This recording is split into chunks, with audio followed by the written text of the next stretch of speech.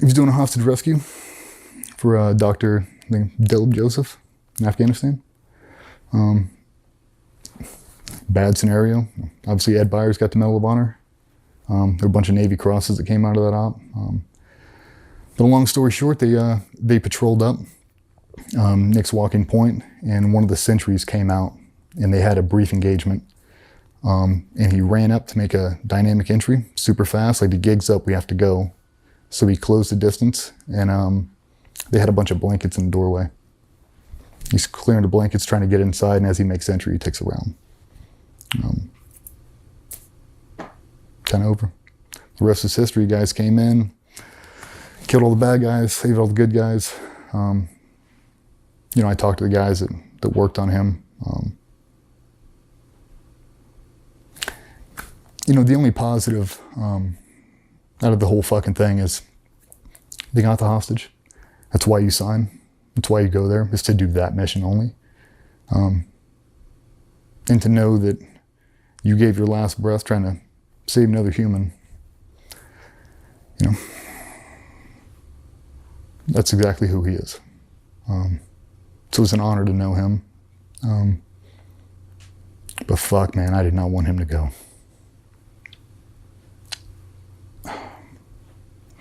Was that your hardest loss?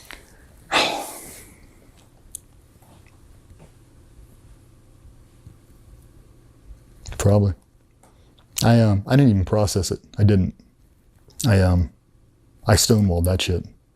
I fucking threw up a wall so fucking thick. I did. And about 5 days later, I ran all the swag, so all the t-shirts and the hats. I made the shadow boxes. I did the going away shit, and I had to go make his shadow box. And I had all his awards, had all his shit, all the patches, all the stuff we were gonna put inside of his shadow box. And I walked into John Will's studio, same guy that made all your deployment plaques. And I walked in, I got a really good relationship with him and all the ladies that work in there. And I walked in, and his number 2 lifted her head up from the office, walked out and saw me, and I was totally normal, just like this. And she went, "I am so sorry." And when she said it, I haven't cried like that probably ever. That was probably it. I dropped my fucking knees, man. I was dry even.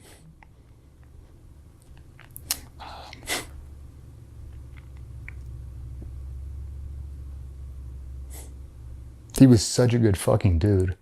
He was so talented, and he trained all the fucking time. And you couldn't have done better. And the reality, he was gone. I wasn't ready for it. I tried to wall it up, tried to pretend like it didn't happen. And then I tried to make excuses. Like, why did that happen to him? And then I had to justify it to Patsy. Why that's not gonna happen to me. It's like, well, I've got to cut out more negative shit. I've got to cut out everything. I've got to completely obsess now. Like, this is what I have to do now. And it just justified it. Like, we're playing for fucking keeps, man. Like, it became another thing that I'd slide in there. Like, you want me to spend more time at home? You want me to do this? I have to obsess. This is fucking for real. If I have a bad day at the office, that's what happens.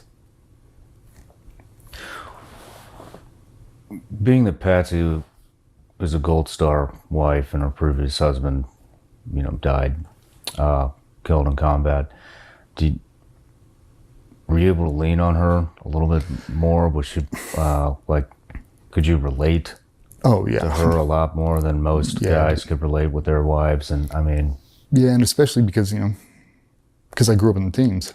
I grew up in it. I felt like I was as much part of that community as anything else. And yeah, we leaned heavy on each other. And a lot of it was, she convinced me it was okay. She's like, DJ, that dude loved everything he fucking did. He loved it. There's nothing else that dude would have done. If you would have given him an option of dying at 80 in a fucking bed alone, or dying on that, he would have picked that. That's just the dude he was. Like, he doesn't want you to be here depressed, mourning him all day. He wants you to go fucking get it on. That's what he wants. He wants you to go back to fucking work and be as good as you can. Fair enough. And the obsession continued. It's like, well, I wasn't in touch with myself. I didn't know anything about grief. I walled it up. I did. We stopped talking about it. We made shrines for him. We made memorial patches. We did everything. But I had to go do the notification and knock at his door for his fiance at the time. Dude, I don't know how people do that. But I can remember every detail of that. It was fucking terrible. We all met at my house probably at 7 a.m. Had me, Will Chesney, and one of the guys who was on Nick's new team, he was an ops chief. We all met at my house. Patsy was there. She kind of gave us a brief on kind of what to expect, because we've done notifications before for August 6th, but you never know. So, we kind of powwowed it like, hey, who's ringing the doorbell? Who's saying this? We're all in dress blues. And it started pissing down rain. It like torrential downpour. In our shoes, we wear the black core frame dress shoes. It was so hot in Virginia Beach when extortion happened from sitting on the tarmac, it had melted all our shoes. It melted the heels off. So when we got out of the car and we took a step, all the heels blew off our core frames. And Nick Check is a neat freak. He's OCD. He's got white fucking carpet. So I get out. I've got Patsy in the car behind us. She's got groceries. She's got Starbucks. She's got a bunch of shit. Just like, you're not leaving the house for 48 hours. Here, like this will tide you over until we can figure out what we're gonna do. Because if you're not a wife, it's kind of a weird, predicament you're in. So it's really like we had to take care of her. Notification teams went out to the families and all that. But I remember ringing that doorbell and hearing her upstairs directly above the front door. I remember hearing her walk down the stairs, turning the corner, and as it got closer and closer, the footsteps got louder and louder. And I was on a fucking breath hold, man. I did not want that door to open. I was hoping she wouldn't answer it. I was hoping we get turned around and somebody else would have to do that. And throw bolt flips. Doorknob opens, slowly starts to crack, and as soon as she fucking saw us, she knew. She didn't cry. She just looked at me, kind of cocked her head, and like, she knew me. Tell me. And I fucking came in, I gave her a big hug and fucking bawling. And I told her. We had a very no bullshit conversation about what's going to happen over the next 72 hours. Kind of everything we need to get done. And we kind of just went from there. Like, you got to go buy a fucking dress. You got to go buy this. You got to go get this right now. Like, these are all the things that has to happen. And you've got about 12 hours because this thing's going to go and you're not going to have time. So whatever you need, let's get on it right now. I remember her making a comment on the black shoe marks. We track black shit all throughout his house. And she's like, God, you're lucky he's dead or he'd fucking kill you. We all started laughing, like, no doubt. Stanley Steam over there, we're vacuuming the carpets and shit. We all drove up to DC together. That was the coolest thing. Drove up there and picked him up. Same thing we did for the guys at Extortion. We all drove up there in unison, met all the planes and did all that. And she drove up there with us. It was, oh fuck, man. Just, it's like one of those things you just wanted to be over and you didn't, because now you have to do the memorial. Now you have to get up and speak. Now you have to go through all your photo albums and pick all the photos you like. They have to put it to a montage and you have to watch it over and over and over. Now the family starts to fly and you got to meet all of them. Like, it never ends. It felt like that process was 5 years long. Like, I was fucking crippled at the end of that one. I just was. I was in a fucking bad spot. Some key people in the organization were shifting out. They were retiring. They were getting medically retired. And I felt the void. I did. With him being gone, I really felt the void. That takes us to 2013. So I think that transition from Nick dying until basically the rest of the career, confirmation bias. Everything I had ever said, everything I had ever told Patsy was coming true. Everything. I used to tell her things because I'd obsess.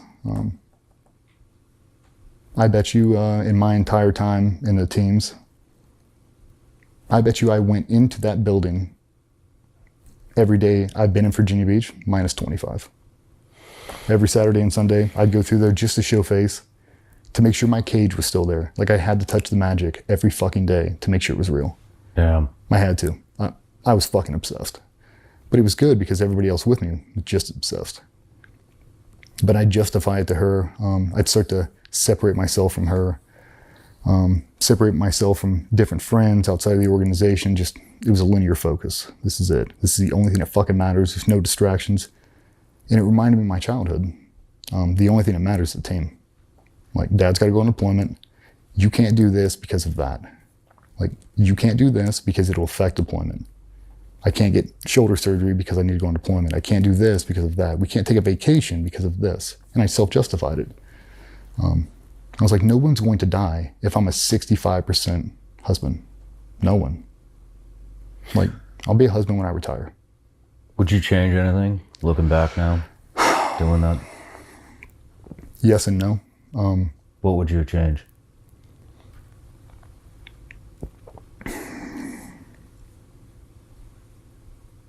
I would have retired sooner. They tried to retire me in 2014. I wish I would have let them. I was in such a fucking bad spot, man. I just, I let it take me. I let it take me. I don't regret it. Some days I do. But I thought it needed it. I thought it was a worthy cause, man. Everything we did. All the training, the late nights, the early mornings, it gave you a purpose. It did. It gave you the why. And it became very easy to just judge people. Like, you don't work out, you don't shoot, you don't care, you're not a professional, you don't want to do this. Like, get the fuck away from me. I'm going to surround myself with these dudes because they only give a shit. This is the only thing that matters. And it became addictive. It did, because you got to see the performance. You got to feel it. Like, I mean, it's a measurable thing. Like, I started here and I ended here, and I only did that because I didn't let anything else distract me. There's no skateboarding, there's no snowboard trips for me. I couldn't justify it. I couldn't justify breaking my wrist and missing deployment. I couldn't justify wakeboarding and blowing out an ACL. I couldn't justify it. I could justify the skydiving thing because it's part of work. I couldn't justify anything else. I couldn't justify drinking. Like, when you fucking drink, 2 drinks in a single sitting, like, I haven't been drunk since 2010. Wow. I don't do it. Like, can I safely operate a vehicle? Can I speak to the police? Can I discharge a firearm? Can I provide life-saving medical aid? If the answer is yes, then I'm good to go.